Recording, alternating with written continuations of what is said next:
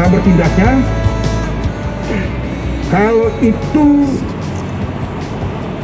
esensial dan kritikal, kita perbolehkan. Kalau non, tidak boleh sama sekali. Jadi kuncinya adalah masyarakat harus di rumah saja. Titik, sudah. Ini akan kita laksanakan selama kurang lebih dalam operasi Aman Nusa ini adalah 30 hari. Kalau itu Mas, yang pertama bahwa kita harus membagi di dalam 3 sektor, yaitu sektor esensial, sektor kritikal, dan sektor non esensial maupun kritikal. Sebagaimana tadi telah disampaikan bahwa selama PPKM darurat ini yang dapat bergerak hanyalah sektor-sektor mobilitas, sektor-sektor kritikal dan sektor-sektor yang esensial. Ya, apa saja yang kritikal maupun esensial? Ya, yang pertama adalah keuangan, perbankan, pasar modal, sistem pembayaran, karantina serta industri berorientasi ekspor.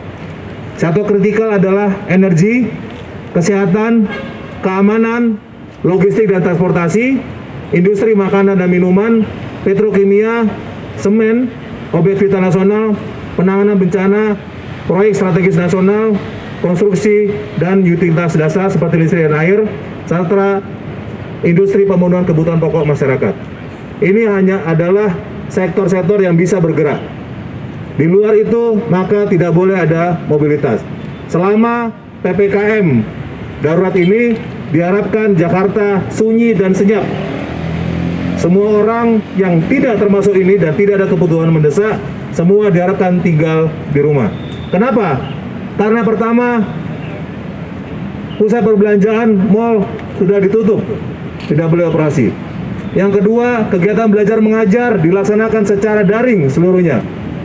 Kemudian supermarket, pasar tradisional, toko kelontong, pasar swalayan dibatasi jam operasional hanya sampai pukul 20 dengan kapasitas pengunjung hanya 50%. Kemudian kegiatan makan dan minum tidak dilaksanakan dengan dine-in, tapi hanya take away.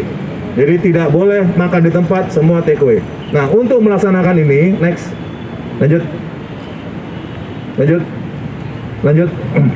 Nah, untuk melaksanakan ini maka ada 63 titik yang akan kita jaga, terdiri dari 28 titik di batas kota dan jalan tol, kemudian 21 titik di pembatasan mobilitas di lokasi rawan pelanggaran yang memang selama ini sudah berjalan, 14 titik pengendalian mobilitas, kemudian patroli penegakan hukum dan penegakan hukum terhadap batas kapasitas angkutan umum dan jam operasional, karena di PPKM darurat juga diatur. Lanjut, 28 titik di mana saja? Dalam kota ada 4 titik, Senayan, Semanggi, Bundaran HI dan Harmoni. Tugasnya terutama adalah menjaga jalur-jalur protokol agar tercipta suasana yang mencerminkan bahwa PPKM darurat telah dilaksanakan dengan sebaik-baiknya. Dan kick off nanti malam pukul 24.00, seluruh titik ini akan dilaksanakan penyekatan. Ya, kemungkinan Bapak Kapolri dan Gubernur akan di Bundaran Senayan melaksanakan kick off ini. Kemudian yang kedua, penutupan keluar jalan tol. Jadi mulai hari Sabtu besok jam 24.00 keluar Tegal Parang, keluar dari Polda ditutup. Semua harus keluar di DPR MPR, keluar di DPR. Ketika keluar kita akan periksa.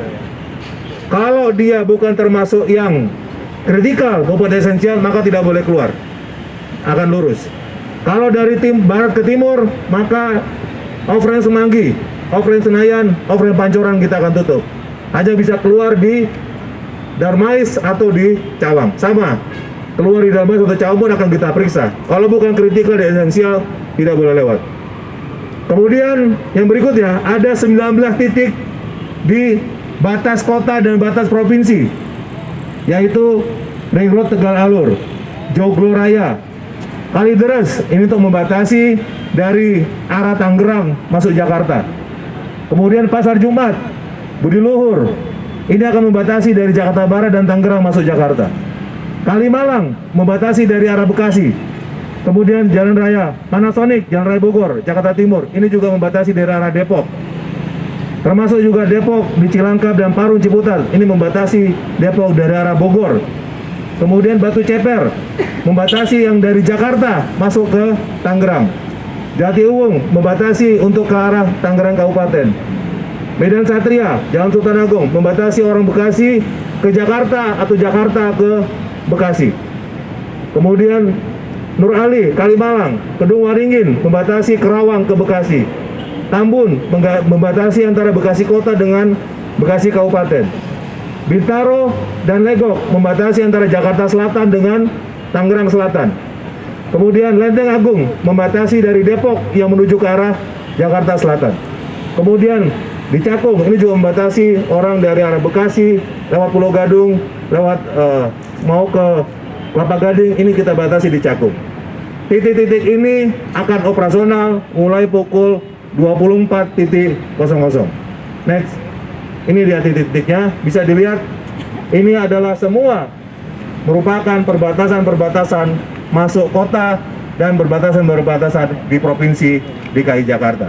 Next, kita akan mendepankan cara preventif edukatif, melakukan penyekatan dan pemeriksaan. Jadi jalan nanti akan kita tutup, kita akan pasang barrier. Setiap yang melintas akan kita tanya keperluannya apa. Kalau dia termasuk kritikal dan esensial, maka akan kita perbolehkan lewat. Kalau tidak termasuk itu, kita akan putar balik atau bahkan kita berikan sanksi sesuai dengan operasi justisi. Kemudian memberikan tindakan tegas dan terukur, pemberian himbauan, teguran simpatik. Kalau kemudian terjadi perlawanan terhadap petugas, maka akan kita lakukan tindakan tegas dengan mengacu kepada peraturan dan perundang-undangan yang berlaku, termasuk pasal-pasal terkait dengan melawan petugas. Kita akan kenakan. Dan melakukan diskresi dan pengaturan lalu lintas apabila terjadi kepadatan dan kemacetan. Kalau terjadi penyekatan kemudian menimbulkan kemacetan, tentu kita akan melakukan upaya-upaya untuk diskresi dan melancarkan. Lanjut. Yang berikutnya ini sudah kita laksanakan selama beberapa hari ini di pembatasan mobilitas dan pengendalian mobilitas di titik-titik rawan sering terjadinya pelanggaran protokol kesehatan, Jalan Sabang, Cikini, Kalimalang, Kemang, Bulungan dan sebagainya. Tetapi mulai hari Sabtu malam Minggu kita akan mulai lebih awal pukul 20.00. Kalau selama ini pukul 21, kita akan mulai pukul 20.00. Nah, pelaksanaan pembatasan mobilitas akan dimulai nanti malam pukul 00.00. Yang kedua, kegiatan non-esensial dan non-kritikal termasuk olahraga di seluruh wilayah Polda Metro Jaya ditiadakan, termasuk kegiatan olahraga. Jalan Sudirman Tamrin tertutup untuk kegiatan sepeda, olahraga dan sebagainya. Kita akan buat Jalan Sudirman Tamrin Car Free Night pada nanti malam sampai yang seterusnya. Hanya orang-orang yang bergerak di sektor esensial dan kritikal yang boleh melintas. Kemudian tempat-tempat yang sering dijadikan olahraga, GBK, SCBD, tempat-tempat yang sering dipakai orang ngumpul olahraga, seluruhnya akan kita tutup mulai nanti malam dan seterusnya. Kecuali mungkin GBK, karena akan ada vaksinasi massal, tentu masih kita buka akses dari Jalan Asia Afrika. Tapi Sudirman Tamrin, mulai nanti malam dan seterusnya, termasuk jalan-jalan lainnya, akan kita buat sunyi dan senyap di Jakarta. Pembatasan akan bertanya, Bapak mau kemana? Pak, saya mau kerja. Bapak kerjanya apa? Oh, saya satpam, Pak. Oh, iya. Bapak termasuk keamanan kritikal, silakan. Oh, kalau yang tidak jelas tujuannya mau kemana, kita akan putar balik. Mohon maaf karena sedang PPKM. Kalau dia ngotot, ya tentu ada aturan-aturan yang lebih tegas. Intinya adalah bahwa semua ini kita akan membuat PPKM darurat ini menjadi Jakarta berbeda dengan hari-hari sebelumnya. Kenapa? Karena yang lain sudah WFH 100%. Sudah nggak ada lagi yang kerja di kantor. Kecuali untuk sektor yang kritikal dan esensial. Gitu. Nah, kenapa dimulai jam 8? Karena memang aturan PPKM darurat, jam 8 semua kegiatan, swalayan, warung, dan sebagainya itu harus tutup jam 8. Yang habis masa berlakunya tanggal 3 Juli sampai tanggal 20 Juli, dapat diperpanjang pada tanggal 21 sampai dengan tanggal 27 ya, dengan mekanisme perpanjangan. Jadi kalau SIM-nya habis tanggal 3, tanggal 4, tanggal 5 sampai tanggal 20 dapat diperpanjang tanggal 21 sampai dengan tanggal 27. Ya, ini untuk mengurangi antrian, mengurangi kerumunan di tempat-tempat perpanjangan SIM. Nah, bagi pemegang SIM yang habis masa berlakunya tanggal 3 sampai tanggal 20 namun tidak melaksanakan perpanjangan pada tanggal 21 sampai 27, maka akan melaksanakan mekanisme penerbitan SIM baru. Gitu. Ya, jadi ini untuk SIM. Jelas ya. Kemudian untuk pembayaran pajak sampai sekarang masih dirapatkan antara para pembina Samsat. Mudah-mudahan dalam waktu dekat ada keputusan yang sama terkait dengan PPKM darurat. Oke.